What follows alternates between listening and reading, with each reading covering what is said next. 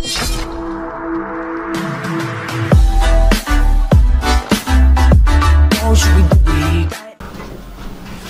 assalamualaikum warahmatullahi wabarakatuh. Ini namanya kopi pagi. Oh iya. Tapi kopinya berapa? Oh gitu. Oke, pemirsa sekalian, sekarang saya kedatangan tamu jauh.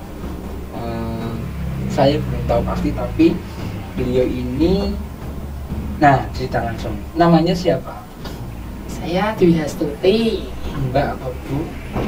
Mbak juga boleh, wong Jawa cek nom. Aduh. Siapa yang Tapi 20 jalan 20. Jalan 20. Jalan timi-timi apa jalan piye? Jalan tol. Nah, rumahnya di mana? Saya rumahnya Musuk. Musuk. Nih. Awal ceritanya gimana bisa menemukan kita? Oh gitu ya.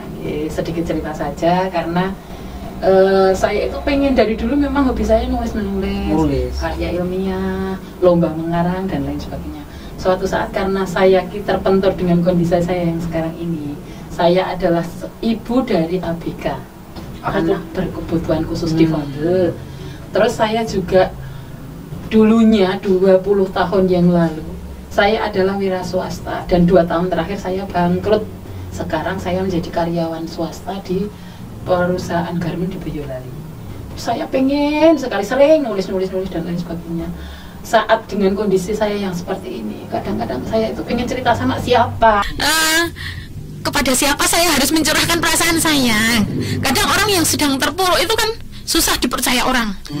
Kalaupun suatu saat nyesek, darai pencitraan. Tapi faktanya saya memang butuh orang untuk tempat sharing itu siapa. Terus saya sering sekali buka sosial media, setiap hari nyetori dan lain sebagainya. Dengan 20 tahun saya bekerja atas pekerjaannya sendiri, saya sendiri wira swasta. Saya otomatis kalau capek, yo istirahat, ngantuk, tidur dan lain sebagainya. Tapi karena saya sekarang ikut orang di perusahaan orang, tidak bisa kan seperti saya yang dulu. Jadi saya merasa pekerjaan kok seperti ini. Di sini, di otak saya memang menjadi pengusaha atau pekerjaan yang terkeren adalah menjadi wira swasta. Menurut saya seperti itu. Lebih keren dari bekerja di perusahaan terkeren manapun. Tapi dengan kondisi saya yang seperti ini, susah sekali karena saya sekarang terpentur dengan keadaan yang serba susah, serba sulit. Tapi alhamdulillah, dengan umur saya yang sudah 40 sekian tahun itu masih diterima di perusahaan garmen, dan alhamdulillah 2 bulan sampai 3 bulan saya hanya menjadi operator karena saya daftarnya office, tidak diterima karena masalah umur. Terus saya 2-3 bulan itu jadi operator dengan waktu yang singkat, hanya 2-3 bulan saya diangkat menjadi leader produksi. Saya tidak tahu atasan saya milih saya karena apa, saya tidak tahu. Cuman saya ini mungkin awal dari saya bangkit kembali, meskipun ya dengan kondisi saya yang seperti ini jauh dari yang saya harapkan saat saya masih wira swasta, tapi saya tetap alhamdulillah bau saya ini meskipun tua masih laku.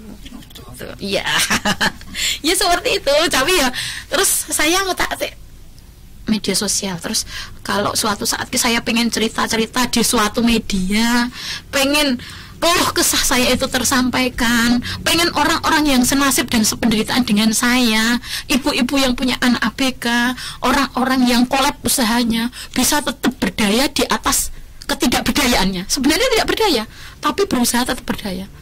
Dan orang-orang di luar saya yakin banyak sekali orang-orang yang terpuruk tapi belum mampu move on atau berdiri atau belum mampu berdaya lagi. Saya ingin mereka tetap semangat. Melihat dengan saya yang kondisinya setiap pagi 10-12 jam saya meninggalkan anak saya yang difabel itu. Umurnya anak saya 21 tahun. 21 tahun? Iya, tapi kompleks. Dia secara fisioterapi kurang, secara komunikasi kurang, secara intelijensi kurang. Kalau melihat anak saya, tapi saya tetap bersyukur ada yang jauh lebih mesake ketimbang anak saya. Apapun kondisinya, saya titah selantah, cuma ngelakoni. Cuma ngelakoni, tapi saya berusaha tidak tidak memperdulikan itu, karena itu ya takdir saya seperti itu, kita jalani saja. Cuman yang saya menjadi ganjelan, gimana cara saya supaya saya bisa kembali lagi berwirausaha di rumah. Di samping saya bisa mendapatkan penghasilan, saya juga tetap bisa menjaga anak saya. Dengan keadaan pekerjaan saya seperti sekarang ini, saya akan di luar. Anak saya tinggalkan 10-12 jam. Kalau ditari, rasanya sakit, nyesek. Kapan ya suatu saat saya punya usaha lagi? Dulu usaha saya lumayan gede, bengkel mobil, mebel, LPG, alat-alat listrik, rental mobil, saya punya armada juga. Karena sugih ceritanya. Ya kalau sugih itu di sini kok cukup, sing penting seperti itu. Ada kewajiban, ada haknya. Ketika saya punya kewajiban untuk menjalankan usaha saya punya kewajiban untuk membayar urusan saya yang notabene saya berasal dari nol, berangkat dari nol. Saya tidak punya apa-apa, bisa usaha meskipun dengan kredit di bank misalnya seperti itu. Tapi kalau wayai bayar bisa lancar, itu menurut saya tidak masalah. Tapi ketika tiba waktunya usaha saya jatuh, dan ada banyak hal, kalau misalnya saya ceritakan 7 hari 7 malam tidak rampung-rampung, yang menyebabkan saya jadi seperti ini, aset saya habis dan lain sebagainya. Saya tidak bisa berwirausaha di rumah lagi. Tapi bengkel mobil saya masih jalan. Tapi kalau suami saya saja yang bekerja dengan tanggungan operasional saya yang sekian, mestinya orang ya juga tahu orang berwirausaha itu ada beban apa yang harus perlu dibayar, bla bla bla bla. Dengan usaha saya yang seperti itu, dengan hasil saya yang seperti sekarang, jauh sekali dari nutup, maksudnya besar pasak daripada tiang. Jadi saya harus tetap berangkat dari nol lagi. Terus usaha saya, ya caranya supaya saya kembali bisa bekerja tapi tetap bisa ngomong. Saya pinginnya seperti itu. Di mindset saya 2 tahun terakhir ke sini, saya akan punya ilmu pergarmenan. Saya punya mesin tapi cuma 1. Gimana ya caranya saya dapat sarana prasarana dengan kondisi ekonomi saya yang lagi tidak stabil seperti ini. Pengennya seperti itu. Saya pernah nembusi Diskop Naker, pernah nembusi dinas sosial, pernah sharing sama teman saya di Seda, tapi belum ada jawabannya. Pernah nyuruh suami saya untuk daftar UMKM, ya sekarang lagi marak-maraknya sehubungan dengan COVID itu UMKM. Tapi suami saya kalau untuk urusan administrasi yang seperti itu kurang bisa cak-cak gitu. Tapi karena kondisi saya yang dari Senin sampai Sabtu kerja, tidak mungkin kan setiap meluangkan waktu saya untuk ngurus itu, karena saya leader produksi. Tidak mungkin saya izin hanya untuk ngurus itu. Terus saya bagaimana caranya? Kalau mungkin suatu saat saya daftar prakerja juga, supaya intinya saya bisa membeli sarana prasarana. Kalau belum bisa membeli, jembatan mana yang bisa saya tempuh untuk mendapatkan itu. Yang dulu, kalau ada dulu sekali saya sering ikut di organisasi, berbagai macam organisasi, bisa ngurus ke sarana prasarana lewat BHBK, dana BHBK. Yang tahun 2004 dulu pernah saya nyalon legislatif, gagal. Tahun 2009 suami saya bakul sapi, gagal. Saya sebenarnya sudah berulang kali jatuh bangun. Tapi 2018 jatuh yang terparah. Intinya seperti itu. Tadi belum dijawab, ketemunya media kita di mana? Buka sosial media. Saya pengen cerita saya ini saya sharingkan kepada media yang bisa mempublikasikan cerita saya. Dilalai kok saya asal kok ada Warta Bengawan, terus saya buka, ada CP-nya di situ. Iseng saja saya kontak jenengan, langsung terrespon, ya berarti ini. Wah, berarti ini suatu saat apa yang pengen saya sampaikan, dan orang-orang di luar yang punya nasib seperti saya, insya Allah bisa membaca tulisan saya atau cerita hidup saya, biar mereka tetap semangat, biar tidak berputus asa. Oh gitu. Saking semangat ya. Biar bisa terinspirasi, intinya seperti itu saja. Karena tidak sedikit orang yang mengalami nasib seperti saya itu berputus asa, tidak semangat. Bahkan ada yang dalam tanda kutip mereka lari kepada hal-hal yang negatif, misalnya seperti itu. Saya ingin orang-orang yang seperti saya bisa tetap terinspirasi. Intinya seperti itu. Pon. Ya, guys.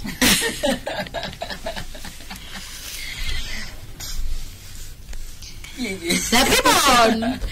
Ya, jadi mungkin saking membaranya ini mendemi wis ya. Dangu sekali. Saya ingin nganti pengen ngaten. di mana ada seorang penulis yang bisa menuliskan cerita saya. Kalau saya bisa nulis sendiri, tak tulis saya biar dijadikan novel atau buku atau apa. Saya sering kok lomba-lomba yang seperti itu, termasuk wes tua saya lomba PKK ke tingkat tingkat nasional sana. Lewat tulisan saya kirimkan ke Jakarta, tapi lomba PKK, pengalaman hidup saya jadi anggota PKK yang selama ini kalau menjadi anggota organisasi di masyarakat kan intinya tidak dapat apa-apa, intinya cuma apa ya, berbagi tenaga, waktu, pikiran, tidak ada imbalan apa-apa. Dan saya ikhlas melakoni seperti itu karena saya punya pekerjaan yang baku. Pekerjaan yang baku adalah wira swasta, dan saya ikut kegiatan-kegiatan itu hanya ingin bermanfaat kepada orang lain. Intinya kan menyampaikan hal-hal yang positif, memberikan info, mensupport mereka, intinya seperti itu. Jadi jika ingin menjadi orang atau maksudnya mempunyai hasil, jangan terjun ke organisasi sosial. Kalau organisasi sosial itu hanya bonus, tidak ada hasil dari itu. Hasilnya adalah berbagi, cuma itu. Pripun?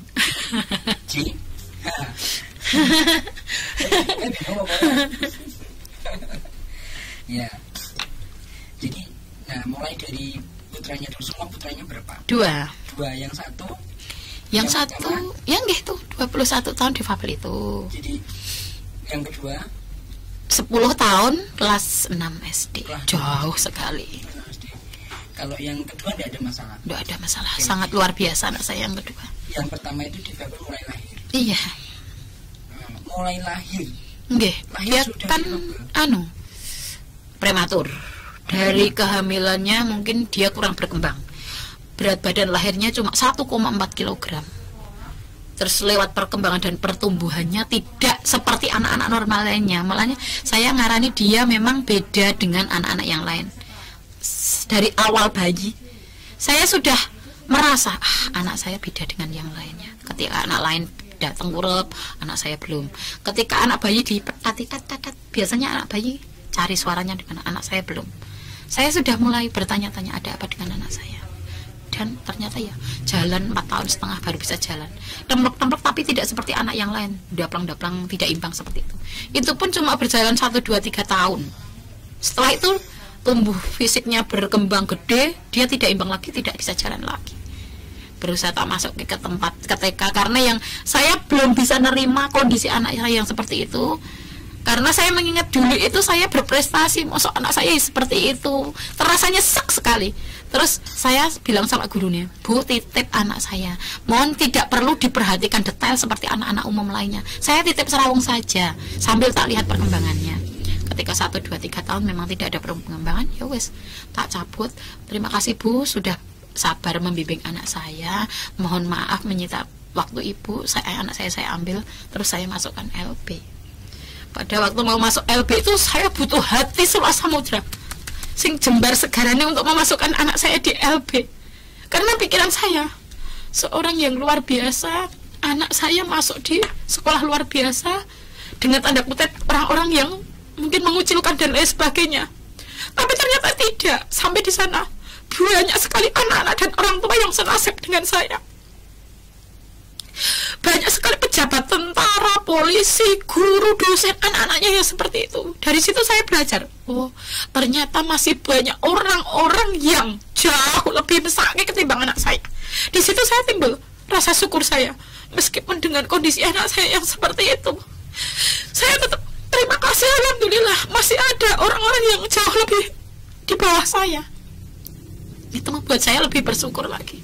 Dan sejak itu saya tidak merasa lagi merasa rekoso, terbebani dengan kondisi anak saya yang waktu itu kelahiran anak kedua saya saat bangkrutnya usaha suami saya. Usaha suami saya waktu itu bakul sapi. Terus yang mengharuskan waktu anak saya lahir 9 bulan ditinggalkan suami saya ke Kalimantan. Buruh di sana jadi driver batu bara selama 5 tahun. Saya ngurus anak saya yang satu bayi, yang satu difabel, ngurus sapi sak kandang dan lain sebagainya, harus ngantar ke anak sekolah. Jadi dengan bawa bayi, nyetang sendiri, bawa anak yang difabel di belakang, dari pagi harus nimbal, ngombor, makan sapi dan lain sebagainya. Pulang bahwa anak saya lagi bayi yang difabel itu terus ngarit dan lain sebagainya, itu sudah pekerjaan yang rutin. Tapi saya tidak merasa terbebani dengan yang seperti sudah biasa saya lakukan 5 tahun yang seperti itu. Terus ketika tiba waktunya anak saya yang kecil, yang bayi itu 2 tahun setengah, dilalai, alhamdulillah dibalik kesulitan pasti disiapkan kemudahan. Anak saya yang kecil dilalai sangat luar biasa, supportnya, feelingnya, punya saudara yang difabel. Dia 2 tahun setengah sudah mandiri, sudah bobok sendiri, sudah sekolah sendiri. Itu gurunya, guru PAUD-nya itu.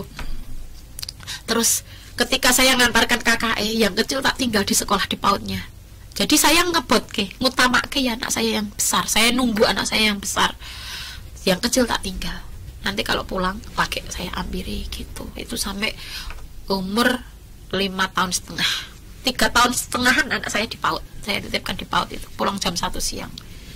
Terus sampai dengan sekarang anak saya yang kecil itu ya sangat luar biasa membantu saya ketika saya tidak ada, ngomong yang gede. Jadi dia adik tapi jadi kakak. Pada umurnya terpaut jauh, 11-12an tahun sama yang besar itu. Yang kecil sekarang umur berapa? Saya niki 11an tahun. 11an. Berarti kelas 6. Karena masuk kerisikan setengah tahun karena kelamaan di PAUD. Di PAUD-an kan notabene 2,5 tahun sampai 3 tahun di PAUD. Bosan, jadi belum wayai dia masuk kelas 1 ini karena mungkin dia bosan 3 tahun di PAUD. Terus tak masuk ke SD. Jadi yang di SD dia termasuk ke nomen. Difabelnya itu gimana? Difabelnya dia itu fisioterapinya kena. Dia tidak bisa jalan. Dulu pernah bisa jalan 4 tahun, dia baru jalan 3,5 sampai 4 tahun. Dia baru bisa jalan. Terus sampai TK umur 9 tahunan. Berarti dia tak masuk ke TK umum itu tuh 8-9 tahun, umur 7 sampai 9 tahun itu. Jadi 9 tahun masih di TK umum, tapi tidak bisa mengikuti. Terus tak pindah LB itu loh. Dia masih bisa jalan pakai daplang itu. Terus sejak tak bawa ke LB 3 tahun ke sini setelah dari SD itu dia sudah mulai, karena pertumbuhan fisiknya yang semakin gede, mungkin raimbang, dia sudah mulai terbebani dengan tubuhnya, terus tidak bisa jalan. Jadi kalau jalan melipir sampai sekarang dia tidak bisa jalan. Kalau jalan ya melipir.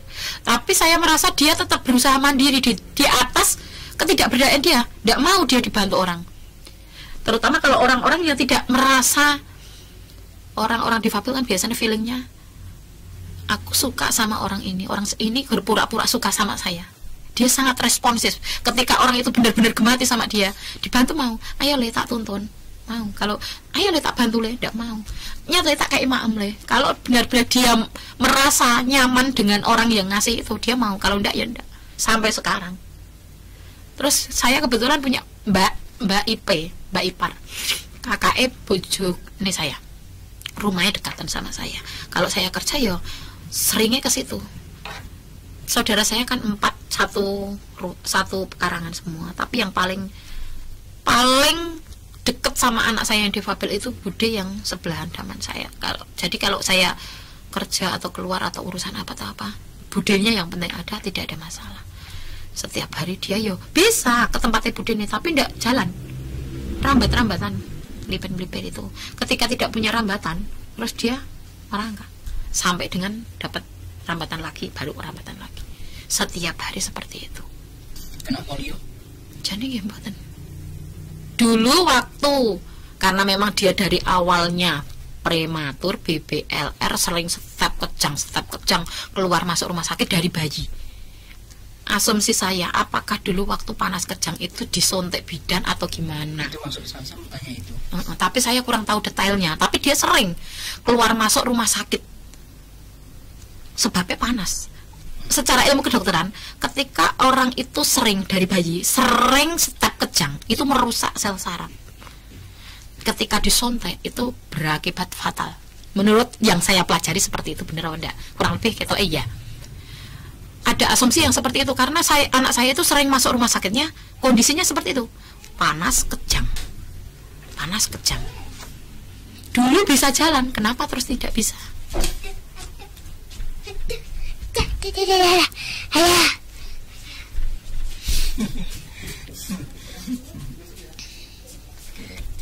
Jadi kita pernah kedatangan 2 tamu ke sini juga difabel. Dari bawah sampai sini juga dia tidak mau dibantu, 2 orang. Dan dia cerita, ada di dokumentasinya, nanti bisa dilihat. Sama ketika kecil dia sakit panas dan kemudian disuntik, dua-duanya sama, dan sampai sekarang dia memang polio. Jadi polio memang kakinya memang mengecil, sementara tubuhnya berkembang normal. Nah makanya saya tanya, apakah dulu sempat disuntik gitu? Ya saya kurang tahu pastinya, tapi ada pikiran saya ketika masuk rumah sakit itu pernah disuntik. Tapi saya tidak tahu detailnya disuntik atau enggak. Cuman kondisi fisiknya itu kelihatannya normal, kakinya tidak mengecil.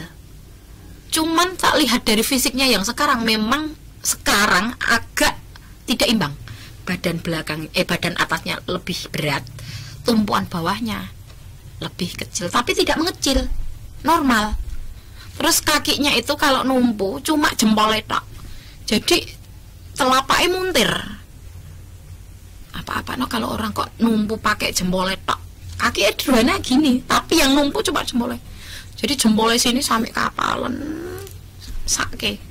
Ketika malam kondisinya seperti itu, bar mandi sok-sok nunggu saya pulang, sok-sok kalau pas moodnya baik ya dimandiin bapaknya gelem. Nggak bisa mandiri sayangnya anak saya itu. Pernah saya sering nulis, hanya lewat tulisan kepada dinas PLB, tak kirimkan surat ke Semarang. Tiba-tiba direspon dengan cepat. Sekarang kirim surat, 3 hari kemudian saya ditelepon. Benar Bu Hestuti, anak saya bla bla bla bla. Ya Bu, besok saya undang ke dinas PLB alamat ini. Anak saya tak bawa ke Semarang. Oleh dinas sana solusinya anaknya dititipkan di sini saja, nanti dirawat oleh tenaga ahli. Tapi karena saya kan ada orang tua, ada suami, mesti pertimbangan dulu. Nggak dikira orang ngemoy anak, tapi padahal jane mau dititipkan kepada ahlinya. Tapi anak saya terus 3 hari berturut-turut nggak mau makan, ditanya nggak mau, istilahnya nesu atau gimana nggak tahu. Tapi ketika ya wes rasido, saya bilang rasido tak titip ke sana. Terus anak saya mau makan lagi, mau bercanda lagi. Dengan kata lain berarti anak saya memang nggak mau dititipkan di sana. Padahal maksudnya dinas itu mau bantu saya memberikan penanganan dengan medis yang disupport oleh tenaga ahli, maksudnya seperti itu. Kalau di rumah kan tidak terkontrol. Bahkan sejak ada adiknya tidak pernah lagi tak bawa kemana-mana. Dulu kan orang bilang apa, dipijatnya ke sana, dibawa terapi ke sini, dibelikan vitamin ini. Setiap orang bilang tak turuti demi anak. Masalah hitungan mau jenenge anak tidak ada hitungannya. Bondo kena digulai apa-apa tak dol untuk itu nambah ke anak saya itu. Terus tidak ada hasilnya, ya wis. Ketika anak si adik lahir, terus saya bilang sama kakak, Kak, karena sudah ada adik bayi, Bu era iso nggawa kakak kemana-mana lagi, bukan berarti ibu tidak sayang sama kakak, tetap sayang. Cuman karena ibu itu tidak bisa bawa kemana-mana, pengobatan kakak yang biasanya dibawa kemana-mana tak hentikan sejak ada adiknya itu. Saya kan tidak mungkin bawa bayi, bawa kakak kemana-mana untuk terapi dan lain sebagainya. Biasanya kan tak bawa kemana-mana. Hamil besar saja pernah tak bawa kemana-mana sampai kecelakaan. Saya hamil besar ditabrak kendaraan lain, kakak jatuh, sepeda saya guling, saya juga jatuh, kondisi hamil besar. Tapi sejak ada adiknya, terus kakak tak hentikan pengobatannya, tidak saya bawa kemana-mana lagi.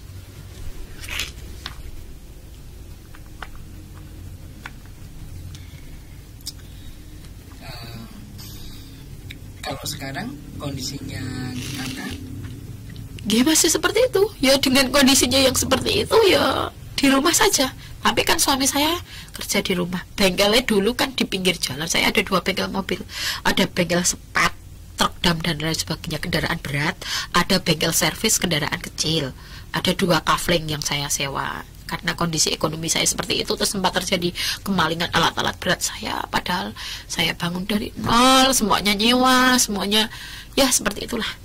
Terus karena kemalingan alat-alat berat, padahal banyak kendaraan yang ada di situ, saya takutnya kemarin yang hilang alat-alat beratnya, saya total 20 sampai 25 jutaan lah.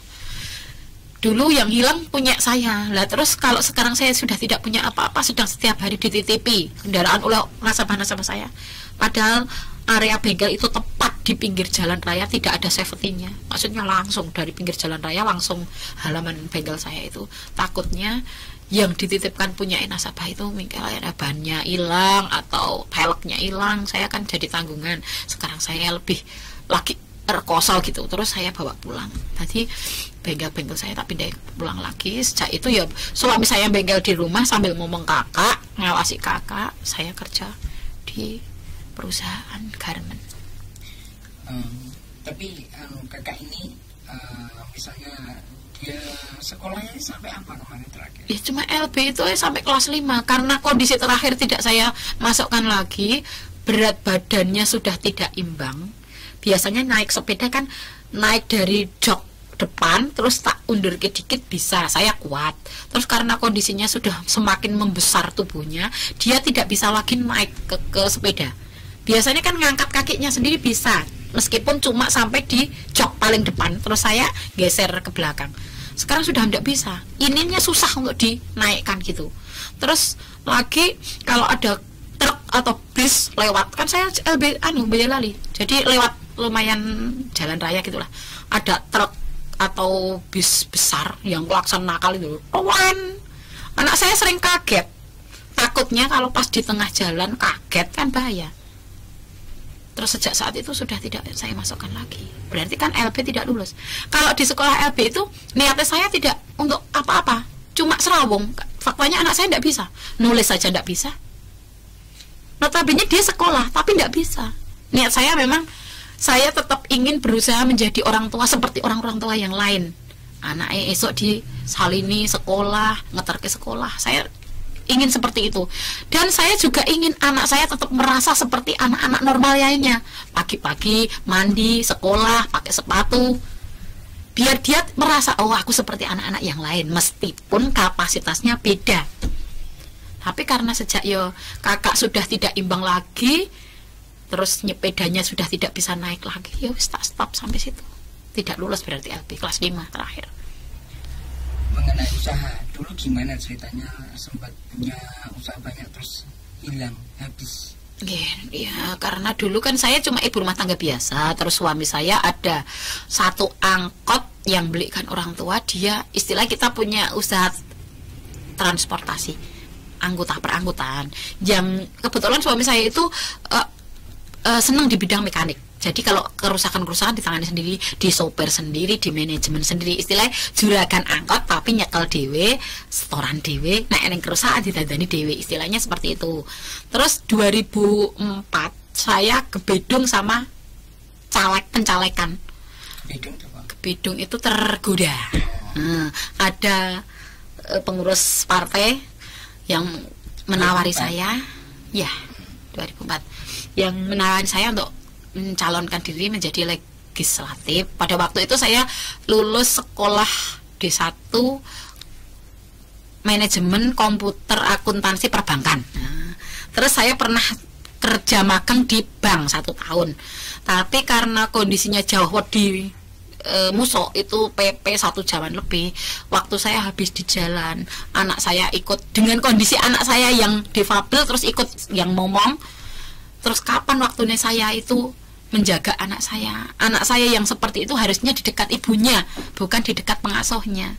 Terus saya urungkan pekerjaan saya resign. Saya harusnya transfer ke D2 PGSD waktu itu, tapi karena anak saya kondisinya seperti, ya sudahlah, suami saya yang bekerja, saya yang manajemen pertransportasiannya itu sambil ngomong. Terus ketika tiba itu saya kejeglong lagi, pencalekan itu kena biaya ini itu dan lain sebagainya. Akhirnya angkot saya jual untuk nutupi biaya-biaya itu. Terus saya kembali dari nol, tidak punya usaha apa-apa lagi. Alat untuk nyambut gaya suami saya tak jual. Jadi saya tidak punya pekerjaan, suami saya tidak punya pekerjaan. Terus suami saya mulai dari nol lagi jadi sopir tetangga saya yang waktu itu jadi juragan sapi ke Jawa Timur. Sambil jadi sopir itu suami saya sinau caranya jadi pedagang sapi itu gimana, kulai gimana, dengan kondisi sapi yang seperti ini nanti lakunya di sana berapa, manajemennya berapa, dikalkulasi dengan biayanya berapa. 1,5 tahun kemudian dari sopir juragan sapi tetangga saya, kemudian suami saya memberanikan diri untuk banting setir, ambil peluang bakul sendiri dengan fasilitas mobil kreditan baru Grace pickup yang di DP ini dari jual sapi nih mertua saya. Terus ambil modalnya dari PNPM waktu itu. Ada kan dana mandiri PNPM itu, ambil PNPM. Kalau PNPM kan lunak, terus tidak berbelit-belit, tidak ada BI checking dan lain sebagainya. Sepenting ada usaha, ada kelompok dan lain sebagainya, bisa jalan dari itu. Lah 3 tahun kemudian ya karena masalah serupa, rekan sapi anjlok, ditipu kliennya, terus ya seperti itulah. Akhirnya bangkrut. Dengan urusan berbagai urusan, suami saya pergi. Saya bukan berarti meninggalkan kewajiban saya, tapi saya berusaha mencari hasil untuk menutupi kekurangan saya. Kami tetap di rumah menjaga anak-anak.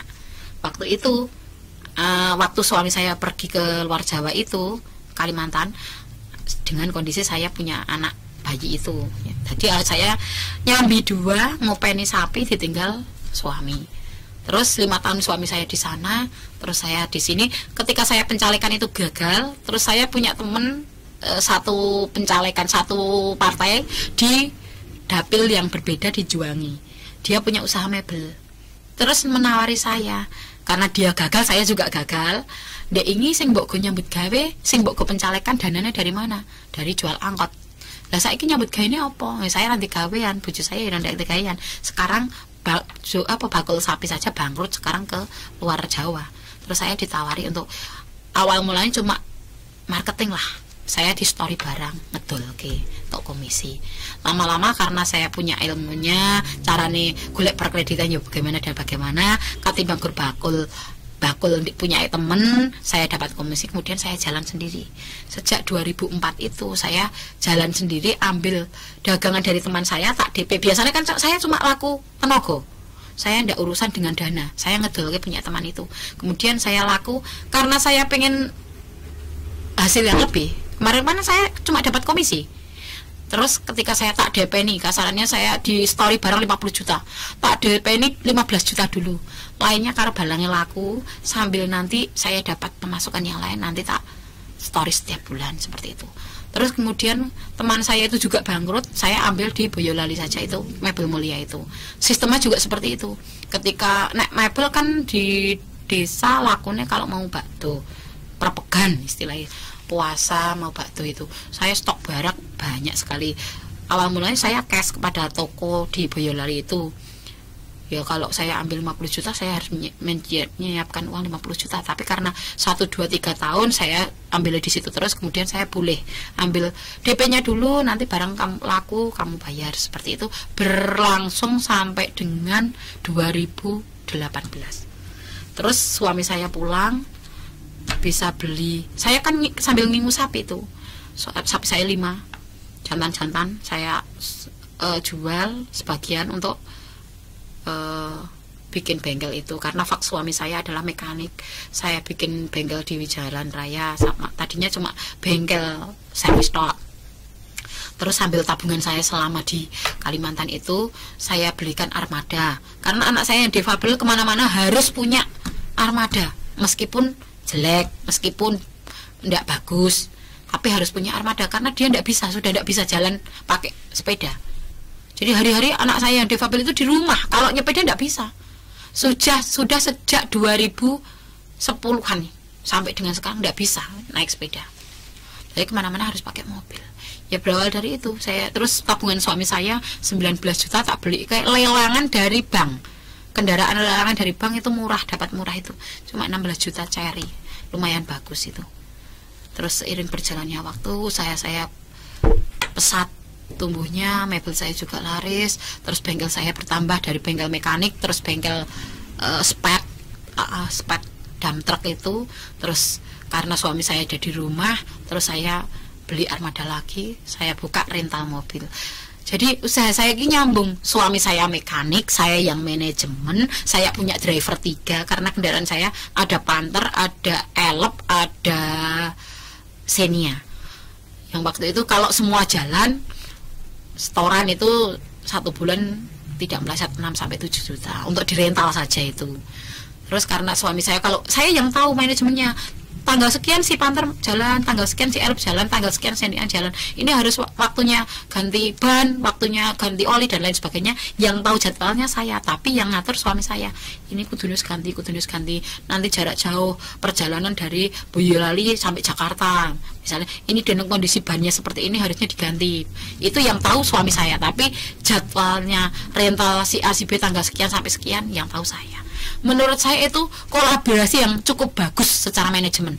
Saya punya manajemen, punya prediksi, suami saya tahu mekanik dan tahu cara-cara ngatasi ban yang seperti ini, oli yang seperti ini, kendaraan yang seperti ini. Itu menurut saya simbiosis mutualisme, saling menguntungkan. Tapi ya kembali lagi, mungkin realita itu tak sebagus ekspektasi saya. Ketika saya unggah ke saya doke, untuk apa saya terlalu menggebu-gebu dengan usia yang masih 35 sekian tahun. Sekarang saya 41 tahun. Dulu-dulu 35-37 dengan usaha mebel, rental mobil, bengkel sepat, bengkel servis dan lain sebagainya. Maksud saya cuma satu, karena saya punya anak difabel.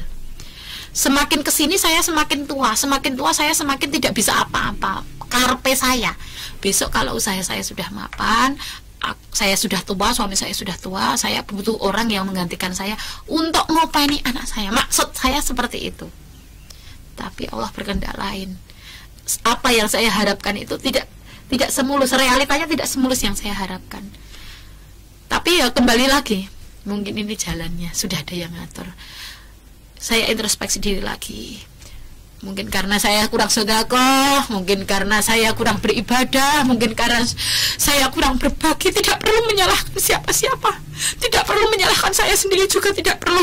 Yang penting saya tetap berusaha untuk menjadi yang terbaik. Yang kemarin, yang di belakang sana, jadi pelajaran saja, tidak perlu selalu diingat-ingat. Saya selalu berasumsi ya, kenapa kaca spion itu di depan lebih besar dan kaca mobil depan itu lebih besar daripada kaca spion. Menurut analogi saya, kita tidak boleh terlalu lama, terlalu sering untuk kaca spion untuk melihat hal-hal yang di belakang. Tapi boleh sewaktu-waktu beberapa kali, misalnya suatu saat mengaca di spion, melihat kondisi di belakang itu seperti apa, agar tetap bisa menatap kaca mobil depan yang lebih besar. Filosofi saya seperti itu. Mungkin orang di luar sana sepaham dengan saya, sependapat dengan saya. Masa lalu ada yang baik, ada yang buruk, ada yang mengecewakan. Semua orang pasti punya masa lalu, tidak perlu untuk diingat-ingat. Suatu saat bisa jadi bahan pelajaran agar suatu saat tidak kembali ke lubang yang sama. Seperti itu karpe. Tapi ya kembali lagi, terus sekarang saya tidak punya apa-apa lagi. Saya hanya punya tenaga, waktu. Bismillah, di hati saya nyambut gawe, nutup semua kekurangan-kekurangan saya di masa lampau, usaha-usaha saya yang terbengkalai, urusan-urusan saya, dan niat saya suatu saat, ya Allah Gusti, paringono usaha di rumah lagi, agar saya tetap bisa ngomong anak saya, agar saya tetap menjadi ibu yang baik untuk anak saya. Menurut saya tidak fair, anak saya yang kurang beruntung seperti itu ditinggal ibunya selama 10-12 jam. Menurut saya itu tidak fair, terlalu mesakit anak saya. Tapi hidup adalah pilihan.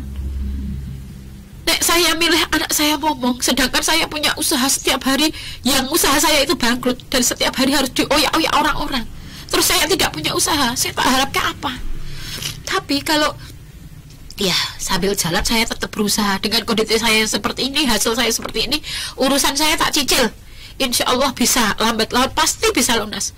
Dan tetap saya berdoa, tetap saya berusaha, kedepannya diparingi usaha di rumah, tetap bisa ngomong anak saya, tetap punya hasil, insya Allah yang saya harapkan seperti itu. Selalu saya berharap, kapan yo punya usaha di rumah lagi, kapan yo. Dan saya berpikir, sekarang saya tidak punya apa-apa, modal saya tidak punya, aset tidak punya, tapi saya punya ilmu, saya punya skill, saya menjadi leader produksi di perusahaan garment.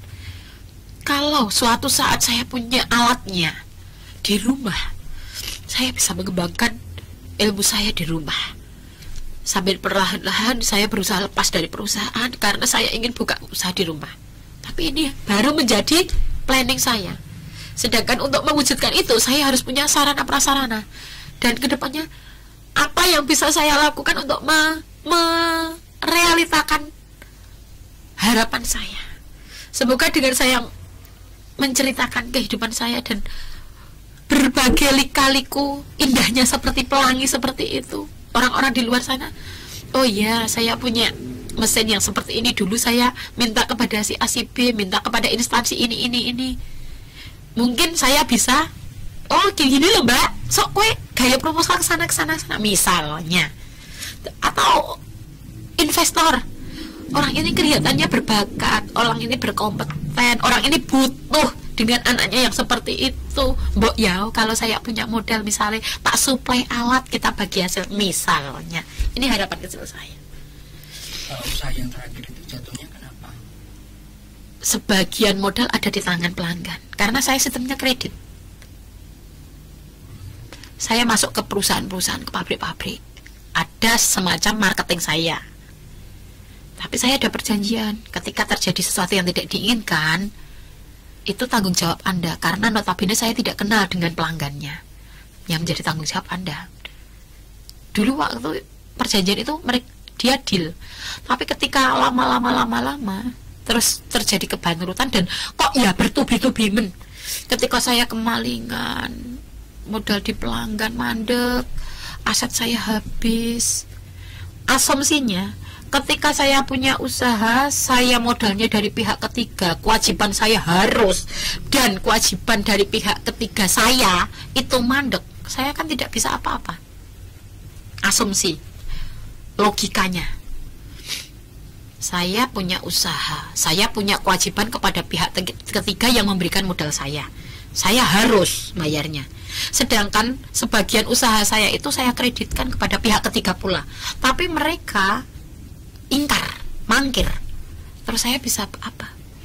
Ketika sana harus, dia tidak, jomplang. Terus lagi tahun berapa itu?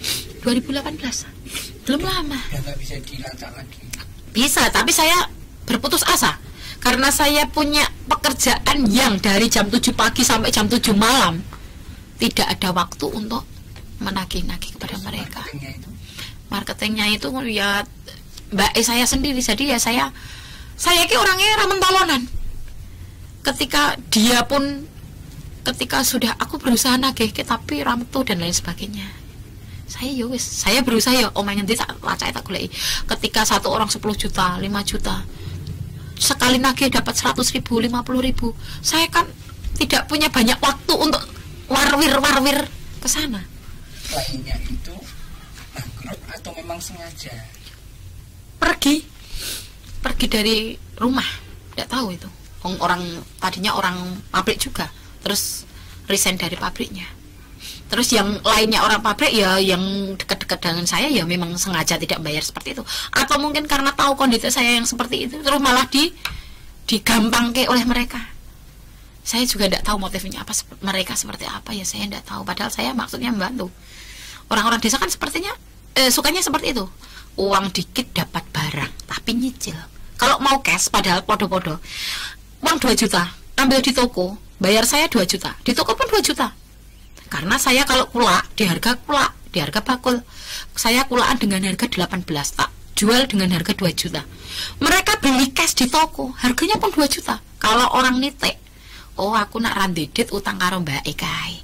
Giliran aku ndedit, biar tak tuku Mbak Ekai. Nak saya. Tapi ternyata tidak semua orang berpikiran seperti saya. Orang kebanyakan kalau punya uang cash belinya di toko, tapi kalau tidak punya uang belinya ke saya. Dan hampir 95% yang beli ke saya kredit, tidak ada yang cash. Ini hanya saya memaparkan apa yang terjadi, tidak dengan sama sekali tidak bermaksud untuk menjelek-jelekan si ACP dan ya lain. Faktanya memang seperti itu. Barang tidak bisa ditarik kembali. Barang juga sudah jelek. Ada yang bisa ditarik ya tak tarik. Tapi ya yang lenggono. kembali lagi kepada saya dengan kondisi saya yang seperti ini, mau keras-keras kepada mereka, takut dengan kondisi saya yang seperti ini, karena saya punya urusan dengan pihak ketiga yang selama ini juga tidak mengambil barang-barang dari saya. Pihak ketiga juga, saya punya ini itu ya tidak ditarik. Kalau saya narik barang dari mereka, meskipun itu barang saya, takutnya hukum alam itu berlaku. Aku serambi opo-opo, ngono pihak ketiga yang aku punya urusan kepada pihak ketiga, terus narik barang-barangku, sedang sekarang aku tidak punya apa-apa, terus saya bisa berbuat apa? Ini saya percaya becek ketika Allah ketara seperti itu saja. Saya ya berusaha, kalau yang dekat-dekat tak parani berapa uang 5 juta kembali 50.000, 100.000, sing dekat-dekat berusaha tak parani seperti itu. Nah, sing jauh-jauh karena saya tidak punya waktu. Yus Gusti Allah Maha Adil, intinya seperti itu. Ya dulu 6 bulan ke sana waktu saya kolab itu ya masih sering nagih, tapi sekarang sudah cuci tangan. Terus saya ya orang ngoyak-ngoyak karena marketing saya itu mbak saya sendiri, ya udahlah. Mbak saya dulu maksud saya baik, mbak saya itu rondo, apapun yang terjadi saya punya suami, saya punya pekerjaan, karena saya membantu dia karena dia juga tak kasih fee. Tapi dengan kondisinya dia rondo, tulang punggung keluarga, terus dia bermasalah dengan saya, terus tak pres, saya juga kembali lagi mesake lagi. Endingnya korbannya saya juga. Banyak yang seperti itu, 5 juta, 10 juta, 7 juta. Yang ada di pelanggan itu 50-an juta lebih. Belum lagi yang saya kelang-kelangan itu. Belum lagi saya yang nanem barang-barang dari awal, kan babat alas bengkel saya itu. Babat alas itu kebunan tadi. Saya bangun, saya buat fondasi dan lain sebagainya, bangunan dan lain sebagainya. Terus tiba waktunya kontrak saya 5 tahun, baru 2,5 tahun jalan, terus kembali pulang, saya ya rugi tuh. Padahal yang saya tanam itu ya hampir ratusan juta. Kembali lagi rugi lagi. Ya wes, sudah jatuh tertimpa tangga. Nasabah saya lari, tidak mau bertanggung jawab kepada saya. Usaha suami saya ya bangkrut, kemalingan, ya wes. Terus seperti ini akhirnya. Kalau usaha terakhir itu suami tetap masih support juga waktu itu juga. Iya, suami luar biasa. Dengan kondisi saya yang seperti ini, support suami saya. Kadang kalau ada orang ke rumah minta dananya, ada pihak ketiga minta dananya, ya dari rumah suami. Suami tidak tahu apa-apa. Saya sok mesake. Tapi kalau saya mau ngadepin, faktanya saya sih sudah tidak punya apa-apa. Memang mungkin jalannya terbaik seperti itu. Suami saya ya berusaha ngadepi, tapi saya tidak ada di situ. Tapi yang bertanggung jawab suami saya. Kalau saya ada di situ dengan misalnya debt collector yang notabene seperti preman, habis saya. Suami saya memang seperti itu. Semingkir saya rono, semingkir rono saya ngadepi aku. Suami saya seperti itu. Pernah saya pulang ke rumah orang tua saya 2 bulan lamanya.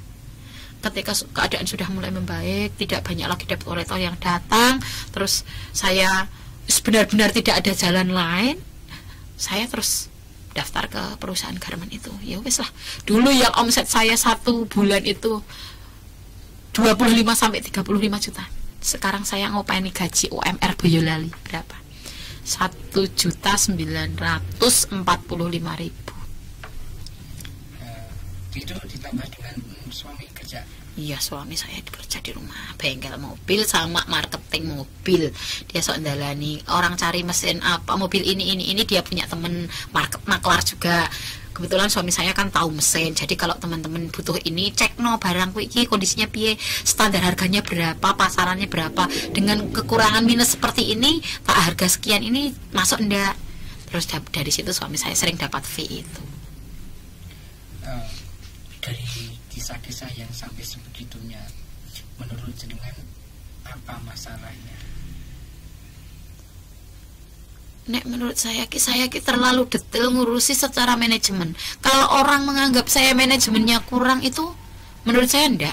Apapun itu yang berhubungan dengan keluar masuk dan lain sebagainya, saya manajemen, saya kalkulasi, saya hitung, saya catat, semuanya masuk catat, termasuk tenaga bengkel saya. Kan saya punya 2 bengkel, yang satu itu tenaga saya tak suruh kelolaan sendiri.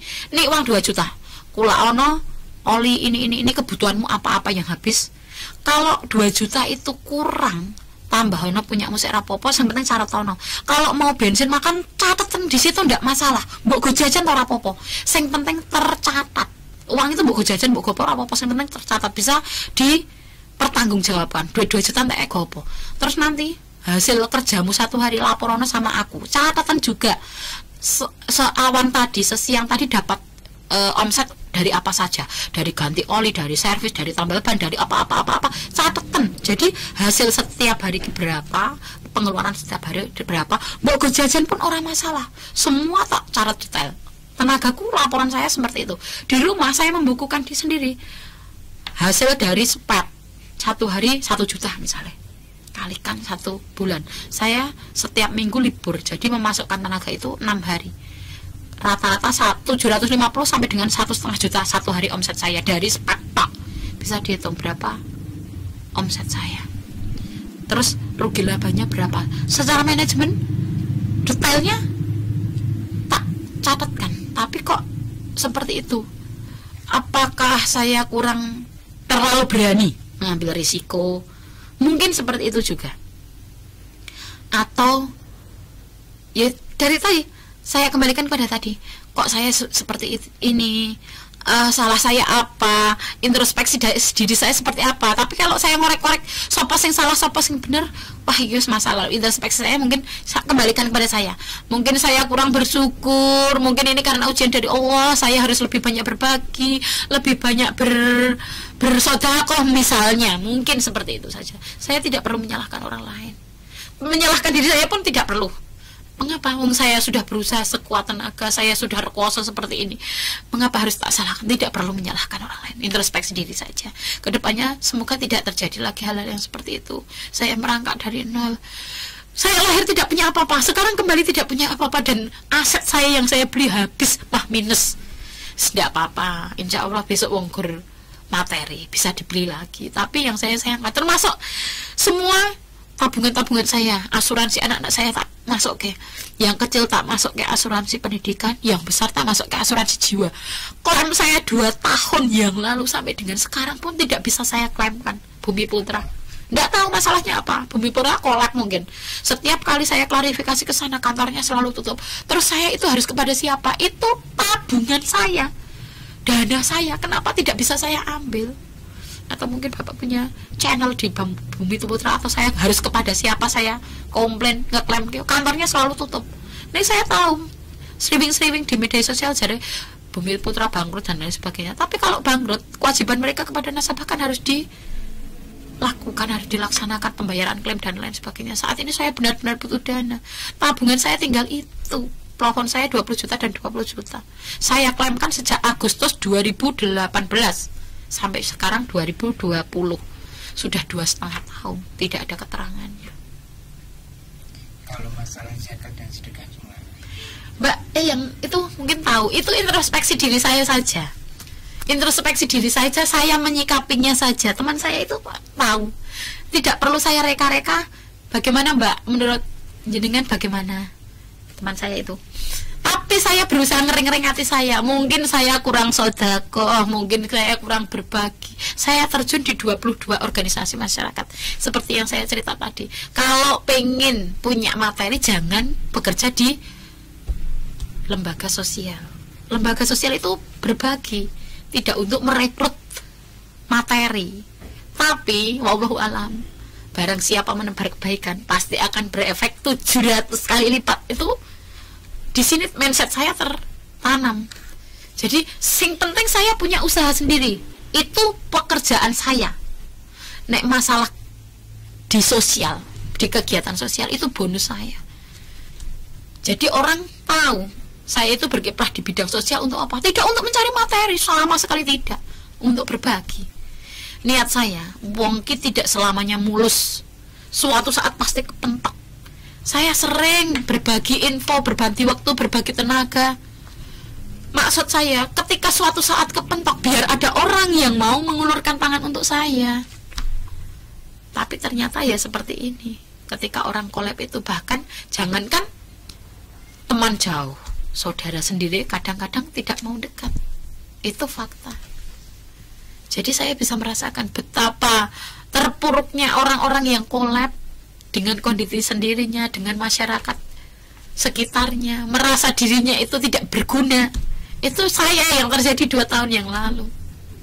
Terus ketika saya bekerja dengan buruh pabrik, berangkat dari nol jadi operator, tapi alhamdulillah dengan progres yang luar biasa. 2 bulan, 3 bulan saya diangkat menjadi leader produksi. Padahal saya tidak berkapasitas di situ. Entah mengapa supervisornya nunjuk saya karena apa, saya tidak tahu. Tapi itu amanah. Dan itu awal dari segalanya. Saya berangkat dari rumah ingin mencari rezeki dengan kondisi keuangan saya yang kacau balau. Ini ada kesempatan, kenapa tidak? Dengan konsekuensinya, seorang leader itu harus bla bla bla bla. Dengan konsekuensinya, waktunya harus seperti ini. Ketika anak-anaknya libur, saya harus masuk. Ketika anak-anak pulang jam 5, saya harus pulang jam 7. Itu sudah konsekuensinya. Ya seperti itu. Nek kegiatan di lingkungan, karena saya 2 tahun terakhir itu dari jam 7 sampai jam 7 malam tidak ada waktu di masyarakat. Saya akui 2 tahun terakhir saya vakum di bidang kegiatan sosial di masyarakat, tidak lagi bergabung sama masyarakat. Yang biasanya kalau malam Jumat berjanjian yasinan, kalau Ahad legi takliman, sekarang sudah tidak lagi karena waktu saya habis di pekerjaan. Tapi ya bagaimana lagi, hidup adalah pilihan seperti itu. Sepertinya ketemu masalahnya. Keikhlasan. Ya betul. Ketika dari awal, dari sejak anak saya difabel itu, awalnya saya kan tak terima, masa anakku ya seperti itu. Ini hati merungsang, panas, kecewa, frustasi, mau protes ya karo siapa. Tapi ketika semakin kesini, kalau mau protes ya karo siapa, kalau mau komplain ya mau siapa. Terus ketika tak lepaskan semua beban yang ada di hati saya, ini adalah jalanku, ini adalah takdirku, maka aku jalani dengan senang hati. Ketika sudah saya putuskan seperti itu, ya udah, dengan anak saya yang difabel seperti itu, dengan saya kegiatan dari pagi sampai siang di masyarakat, orang bisa menilai Mbak Dewi itu punya anak difabel, kok dia sepertinya kalau kegiatan kesana kesini barber, terus kulaan, terus ngarit, terus ngopeni sapi, sepertinya tidak ada beban, karena di sini sudah saya lepaskan, sudah saya ikhlaskan. Gur sak dremong lakoni. Ketika sudah saya terima seperti itu, ya mas enteng rasanya. Terus termasuk sekarang bondoki mau titipan pangkat derajat mong sampiran, dulu pernah punya, sekarang pun kembali tidak punya. Sudah biasa hidup berkecukupan, bangkrut juga berulang-ulang, sudah biasa. Dan roda itu memang berputar, ada kalanya di atas dan ada kalanya di bawah. Ketika saya sudah melepaskan semua itu, di sini rasanya lega. Ya benar, sudahlah. Dulu ya biasanya anak saya yang kecil, Bu E itu dulu di dompet uangnya merah-merah. Sekarang Bu E uangnya di dompet cuma putih-putih sama coklat-coklat. Rasanya kedodok hati saya. Memang 2 tahun kesini luar biasa nyesek. Dulu anak saya yang bayi saja tahu di dompet isinya ratusan ribu. Sekarang isinya 5.000 sama 2.000. Bahkan tidak pernah ada. Itu sering. Tapi ketika saya sudah melepaskan, sing pentingnya apa toh? Cukup. Sebenarnya cukup. Tidak perlu punya ini itu. Dengan saya tidak punya rupiah sama sekali setiap hari, tapi setiap saya pengen belanja bisa, setiap saya bayar sekolah bisa, setiap saya mau beli sepatu anak saya bisa. Itu sudah cukup buat saya. Setiap ada orang yang nagih, ada pakai tangguh dunia, saya dapat tagihan 500, tak kasih 200, alhamdulillah. Ketika saya pupus kayak seperti itu, ya wis, hati saya semewah, tidak ada rasa gerudel, gersubula, sahabat. Sudah biasa dengan kehidupan yang sekarang saya. 2 tahun kesini sudah biasa, sudah sangat biasa. Berangkatnya kerja, sanggup bekal, tanpa uang sepeser pun biasa. Padahal dulu tidak seperti itu. 20 tahun kesini saya menghandle semua keuangan, setoran sana setoran saya narik setoran dari pelanggan saya sendiri, termasuk kirim mebel saya tinggal panggil sopir kirimin ke sana, termasuk saya mau nyeting, gamplas, masangi sepatu, masangi tarian saya sendiri. Saya terbiasa dengan dia seperti itu. Terus ketika semuanya hilang begitu saja, awal mulanya sakit sekali, tapi ketika kesini 2 tahun kesini saya sudah terbiasa dengan kedipin seperti ini. Masak punya garam sama bawang saja sudah biasa. Kerja dengan bekal telur setiap hari dengan uang 2.000 perak sudah biasa. Seperti ini. Setiap saya gajian saya setorkan kepada suami. Gajiku ini, Cak Noh. Saya terima beres saja. Setiap berangkat kerja, yuk sanggup. 5.000 kadang 5 hari, 10 hari. Mana ada hari gini uang lira 5.000 untuk 10 hari? Tidak ada, kecuali saya mungkin. Karena saya tidak memikirkan yang lainnya. Yang lainnya dipikirkan suami saya. Boleh tunggu belanja ini itu. Suami saya ngasih uang, ya belanja ini. Ketika saya mau nyambut gawe, saya sudah bawa bekal dari rumah. Di kerjaan pun teman-teman sampai negur saya. Duwe iki ra tau jajan, ra tau maem, ra tau mimik robot ya. Kalau saya kerja keluar pas istirahat paling belakang, masuk saat istirahat paling awal. Wong kok kayak robot, ngerti nih gur nyambut gawe wae. Ning kanggo saya, ketika saya menikmati pekerjaan itu dengan senang, semuanya tidak ada masalah. Saya leader, saya harus berkompetensi dengan keadaan saya yang seperti ini, harus berprogres lebih baik. Ketika aku memberikan contoh yang lebih baik kepada anak-anakku, insya Allah anak-anakku, oh mbok kowe wis wayah istirahat urung bal wis nyambut gawe. Otomatis anak saya juga respect. Leaderku belum pulang, aku wis mulai. Leaderku cek ning gawean cek diseneni atasane. Saya berusaha memberikan contoh yang baik kepada anak-anak saya.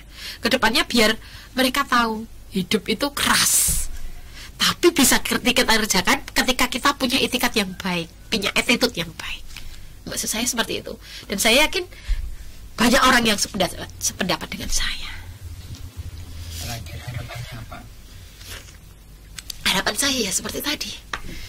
Saya ingin punya usaha di rumah agar saya bisa tetap punya usaha, tetap punya penghasilan, tetap bisa beresi urusan saya, dan saya tetap bisa menjadi ibu yang baik untuk anak-anak saya di rumah, tetap menjadi istri yang baik untuk suami saya. Simple. Punya usaha di rumah. Usaha apa yang ingin dijalani? Dengan kondisi saya yang seperti ini, saya sudah tidak punya modal. Maksud saya pengen mengembangkan ilmu saya, ilmu pergarmenan di rumah saya. Saya pengen punya konveksi kecil di rumah. Sebenarnya hanya dengan 3 mesin saya bisa. Saya kan selama ini produksinya t-shirt. T-shirt itu ada 14 proses. Perlu obras, jarum, 1, overdeck, bartek, dan lain sebagainya. Tapi kalau dibikin simple, dengan 3 mesin saja, jarum 1, obras, overdeck, itu bisa jalan. Saya di rumah ada 1 mesin jahit yang waktu itu subsidi dari pelatihan saya. Waktu itu saya punya teman di dinas sosial yang memberikan info saya bahwa ada pelatihan gratis untuk difabel atau keluarga difabel. Kebetulan saya punya difabel itu yang menjalani saya. Terus saya pelatihan 1 bulan di sana. Dengan 1 bulan itu dituntut bisa bikin pakaian, bisa bikin hem. Terus dapat transportasi, dapat mesin jahit. Itu pengalaman yang luar biasa bagi saya, yang menuntun saya ke dunia garment karena saya pernah pelatihan itu. Dengan bekal itu saja, karena saya daftar di perusahaan garment sebagai staff office, tidak keterima karena waktu itu masalah umur. Waktu daftar saya kan umur saya sudah 39 tahun lebih, hampir 40. Kalaupun saya punya pengalaman, karena pengalaman saya di bank, otomatis perkantoran, pihak perusahaan tidak menerima saya karena umur saya yang sudah expired. Terus bisanya di operator, ya ulah karena saya butuh pekerjaan ya saya terima, saya di operator. Terus ya itu 2-3 bulan kemudian saya langsung diangkat menjadi leader produksi. Emang sekitar berapa kalau misalnya butuh mesin 3 itu? Kalau second 2,5 juta second bisa 1 mesin itu. Tapi kalau baru rata-rata mesin itu 5 jutaan Juki, untuk mesin produksi yang otomatis itu 5 jutaan. Tapi nah untuk second saya pernah tanya-tanya kepada teman-teman mekanik saya, kalau misalnya second, pernah saya berinisiatif, misalnya aku butuh 3 mesin saja, tapi sing second saja. DP ku sekian, sisanya tak cicil setiap gajian gimana? Tak pikirkan dulu ya Mbak, wong aku pahitanku ya mepet lah, seperti itu. Pernah saya negosiasi sama teman mekanik saya seperti itu. Ya kalau second 7,5, kalau baru ya 15 juta. Nah, di kondisi seperti itu yang pontang panting. Iya betul. Gak apa-apa ya. Iya memang seperti itu kondisinya. Bagaimana dia masih bisa bertahan sama suami? Iya pernah. Kemarin pernah ada goncangan sedikit.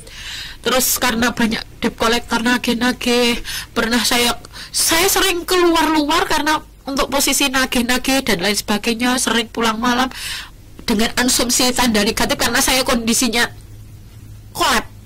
Orang mengasumsikan dengan kita lagi ada masalah keluarga, bukan di luar finansial. Nah, karena pada sebenarnya finansial menjadi masalah utama kami. Kalau kita bukan pengusaha, bukan sedang usaha, misalnya kita hanya masalah untuk makan lah, mungkin tidak sampai seperti ini. Tapi dengan kondisi yang setiap hari banyak orang nagih-nagih, banyak bank-bank nagih-nagih dan lain sebagainya, sedang kita benar-benar tidak ada dana untuk bayar itu. Saya dipulangkan ke rumah orang tua saya selama 2 bulan.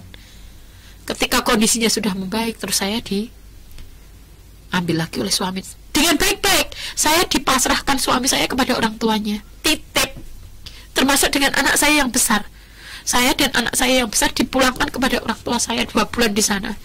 Terus ketika kondisi kita agak membaik, sudah tidak banyak orang yang ke rumah-rumah lagi, tapi ya dengan konsekuensi saya jual mobil 3-3-nya, kendaraan saya 4 tak jual semuanya, ladang Tegal saya gadekkan kepada saudara, kebun bagian saya dari orang tua saya jual untuk menutupi semuanya. Hari ini pun masih kurang, tapi paling tidak saya punya itikat baik karena aset saya sudah saya jual semuanya. Terus saya diambil suami saya dengan cara baik-baik pula. Dulu dipulangkan dengan cara baik-baik, dipulangkan kepada bapak saya, terus diambil juga ditembung dengan baik-baik pula, diambil dari rumah orang tua saya. Otomatis ketika saya diambil dulu 2-3 bulan ketika saya masih kerja, saya kerja berangkat dari rumah orang tua saya. Anak saya yang besar saya titipkan kepada mbok saya, tapi mbok saya kan sudah setengah bayi, sudah tua. Dengan saya anak kedua umur 40 sekian tahun, mbok saya berarti kan umur 60-70-an tahun, kan kasihan. Anak saya sudah 21 tahun, badannya seperti saya gede nih. Terus ketika harus BAB dan lain sebagainya, harus tidak bisa sendiri, harus mbok saya. Kan saya juga merasa kasihan saya mbok saya. Terus diambil suami saya kerja, yang ngurusi anak saya suami saya. Jadi waktu saya kerja, saya berangkat kerja ya sambil nangis. Kasihan suami saya menjadi bapak dan menjadi ibu atas anak saya yang difabel, masih harus masak, masih harus nyuci baju. Kalau misalnya saya tidak sempat, harus tetap cari uang di depan saya. Bengkel saya ini ada di rumah itu. Jadi ya ngurusi pelanggan, ngurusi anak-anak saya. Kalau misalnya pas tidak ada lauk, ya masak untuk anak-anak saya. Karena waktu itu setelah anak saya diambil, saya masih 1 bulanan ada di tempat orang tua saya. Jadi suami saya kasihan jika mbok saya harus ngopeni anak saya yang difabel. Terus anak saya diambil dulu. Saya tetap berangkat dari rumah mbok baru setelah kondisi membaik saya diambil suami saya. Jadi saya pisah dengan anak saya yang kecil 2-3 bulan. Saya pisah dengan anak saya yang besar 1 bulanan. Terus setelah kondisi membaik, saya pulang lagi ke rumah suami saya. Ya seperti ini. Tapi setelah saya pulang sendiri ke rumah saya, ya tetap masak, nyuci, bikin opot-opot, bersih-bersih rumah, ya tetap saya. Tapi kemarin kan pernah saya tidak ada, suami saya menjadi ibu dan menjadi ayah. Jadi ya sambil berangkat kerja saya nangis, ya Allah Gusti, kuatkan suami saya. Dia harus menjadi ibu, menjadi ayah, harus ngadepi orang-orang yang keluar masuk rumah saya. Ya seperti itu. Dan kuat suami. Ya sampai sekarang ya seperti itu. Dengan kondisinya seperti itu, tetap sempat saya.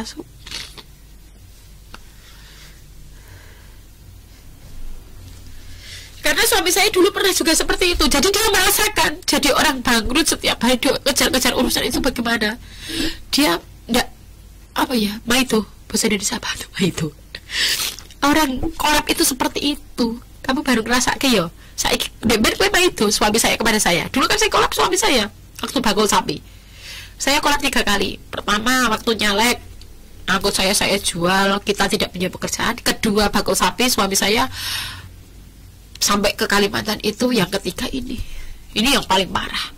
Saya krus, kalau saya krus barang-barang saya yang saya jual itu hampir 500 jutaan. Belum nutup sampai sekarang. Oke, itu ini. Saya ngomongin dikit. Saya panjang kali lebar. Nah ini luapan perasaan saya yang pengen saya sampaikan. Selama ini tidak pernah ada yang peduli dengan saya, dengan mau mendengarkan seperti ini. Mungkin saya, siapa ya yang bisa saya jadikan tempat untuk curhat? Malah saya kan pernah, saya dengan hobi saya seperti ini, tapi kondisi keuangan saya seperti ini, sering saya sharing.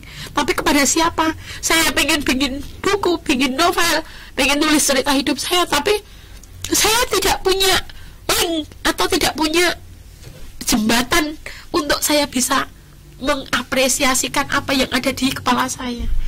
Makanya ketika Bapak merespon dengan baik, bisa dipubliskan, senang sekali dengan harapannya itu orang-orang yang senasib dengan saya tetap bisa semangat seperti saya. Dengan saya menggebu-gebu seperti ini kan Bapak bisa tahu saya adalah orang yang sangat semangat. Ya Mbak Fitri, ya Mas.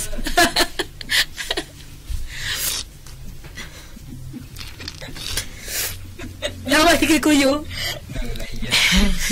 Ini kan sekarang kuyunya udah beda. Nggak, aku malu nangis loh. Oke. Ngerti. Bukan meresapi. Meresapi. Agak dua Mas. Tadi saya bawa susu. Pembusuk biasa. Ya. Intinya teman-teman saudara-saudara sekalian, hidup itu sebenarnya just the game. Jadi ya kayak gini nih. Kadang-kadang kita menang, kadang kalah, atau memang juga cuma sandiwara, permainan belaka. Semuanya memang hanya perlu dijangani. Mbak Arung ngopo atau koyo ngopo, kita ini siapa gitu loh. Kan yuk cuma Wayang manusia lagi. Ya sudah, biarin saja jalannya yang berperan untuk mengatur kita semuanya. Dan sekali lagi yang sering saya bilang, ternyata bahwa apapun yang kita lakukan semuanya sudah tertulis di Lauh Mahfuz. Oh iya betul. Masalahnya dulu ibu menyetujui teken kontra, sombeng kue kolep yang telu, kue anakmu difabel. Masalahnya ibu dulu menyetujui teken kontra gitu loh. Ayo. Ya, tapi tetap membuat saya semangat karena seperti ini. Tidak semua orang itu diuji dengan hal yang sama. Setiap orang punya ujian, tapi hanya ujiannya berbeda-beda. Dan saya yakinnya karena saya dipandang mampu dan saya dipandang kuat untuk menjalani ujian yang seperti ini. Makanya dipilih saya menjadi ibu ABK, dipilih saya untuk kolab berulang-ulang kali. Meskipun menangis bener, nangis sampai sepiro gitu. Ya, jadi sekali lagi kata kuncinya sebuah ujian itu ada kuncinya. Tidak ada ujian tidak ada kuncinya. Dan kenapa kita harus diuji? Karena untuk naik segmen, naik peringkat, iya kan? Harus ujian. Satu lagi, kalau misalnya kita merasa beriman, kok nggak pernah diuji, justru harus dipertanyakan keimanan kita. Iya. Jadi ketika kita diuji, berarti kita keimanannya sudah tinggi dan kita akan naik segmen lagi. Iya betul, saya percaya itu. Cuman semua orang harus tahu bahwa Bu Astuti, saya itu mampu menjalani ujian itu. Semua orang harus tahu, sehingga untuk naikkan level itu logis, itu semua orang tahu. Oke. Iya. Oke, mudah-mudahan saudara-saudara ini bermanfaat. Dan silahkan nanti kalau mau merespon ada di bawah di komentar, apapun komentar Anda, mungkin akan membuat sesuatu referensi mungkin bagi saya juga, Putwi juga. Dia jauh-jauh dari Musok ke sini, Musok ya? Iya. Musok ke sini. Naik motor sendiri, cuma pengen mencurahkan isi hati. Kalau mau nulis nanti bisa aja Bu, nggak apa-apa. Oke, sekali lagi semoga bermanfaat dan assalamualaikum warahmatullahi wabarakatuh. Waalaikumsalam warahmatullahi wabarakatuh. Sampai tidak fokus sama kamera deh, aku sudah ada gini ket mau. Saking fokus saya karo cerita.